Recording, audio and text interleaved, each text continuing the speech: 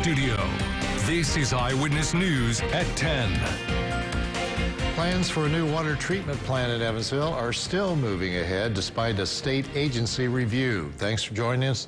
I'm Brad Pert. And I'm Shelley Kirk. Now tonight, some community members say the city's utility is not doing enough to prevent a spike in water rates, as plans for a new plant in Evansville are still well underway. Eyewitness News' Noah Latza reports.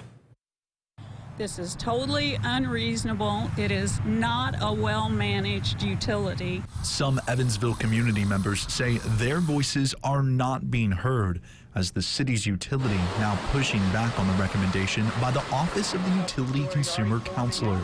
The agency says that Evansville's new facility, meeting 50 million gallons a day, is too big and should actually be closer to 40 million. This is not only a fight for, our water bills, but this is a fight for our survival. So we have people who are actually considering whether or not they need to buy their medicine or pay their water bills. Evansville water utility officials say they plan to stay with the 50 million gallon a day capacity at the new plant. We looked at it and we think that might reduce the cost by 7%.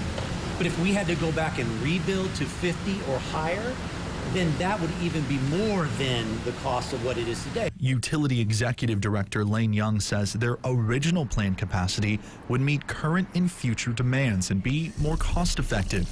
The news comes 2 weeks after the consumer agency recommended a plant smaller in size. We were happy that they reduced it somewhat, but we believe it needs to be reduced even more. The people of Evansville cannot bear this burden. This is an out of control spending utility. Mayor Winnicky forwarded our questions to the utility. We also reached out to several city council members and only one responded. Councilman Justin Elpers says he, quote, agrees with the utility plans and the OUCC's request was short-sighted. Officials say that federal mandates by the EPA forcing the city to overhaul water infrastructure has no connection with the plant's capacity. A final decision on capacity is expected next March by the Indiana utility regulator.